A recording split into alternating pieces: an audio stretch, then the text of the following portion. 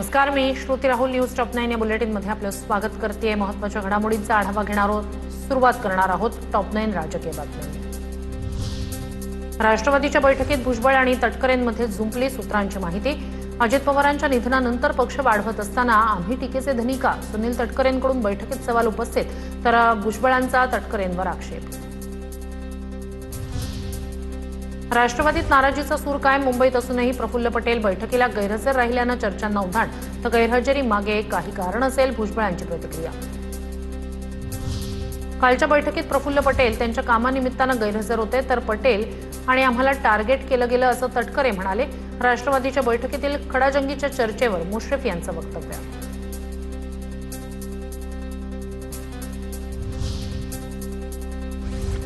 राष्ट्रवादीच्या बैठकीत सुनेत्रा पवार यांच्याकडून अर्थ खात्यावरून खंत व्यक्त. वारंवार मागणी करूनही भाजप अर्थ खातं देत नसल्यानं सुनेत्रा पवार यांची नाराजी.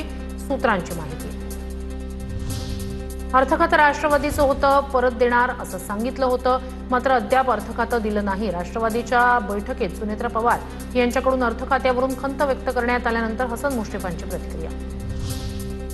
पक्षाची बदनामी करणाऱ्यांना सडेतोड उत्तर द्या. राष्ट्रवादीच्या बैठकीत सुनेत्रा पवार यांच्या वरिष्ठ नेत्यांना सूचना. सूत्रांची माहिती.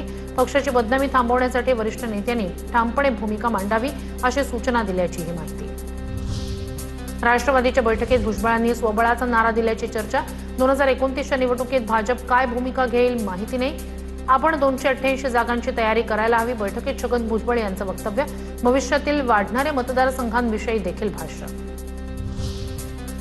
विधान परिषदेसाठी महायुतीचा 12-4-1चा फॉर्म्युला शिवसेनेला मान्य. सूत्रांची TV9 मराठीला माहिती. शिंदे दिल्लीत भूमिका मांडणार.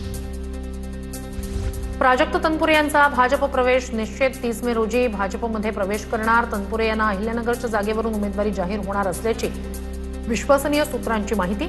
राहुरी पोटनिवडणुकीवेळी अक्षय कर्डिले यांच्या उमेदवारी वेळी तनपुरे यांनी घेतली होती माघार. शरद पवार रुटीन चेकअपसाठी ब्रिज कँडी रुग्णालयात दाखल. वैद्यकीय तपासण्यांसाठी शरद पवार ब्रिज कँडी रुग्णालयात. दिल्लीत आज 2 महत्त्वाच्या बैठका. कांदा आणि सिंचन प्रश्नावर तोडगा निघणार. मुख्यमंत्र्यांसह दोन्ही उपमुख्यमंत्री आज दिल्लीत. केंद्रीय मंत्री अमित शहा आणि मंत्री CR पाटील यांच्यासोबत बैठक.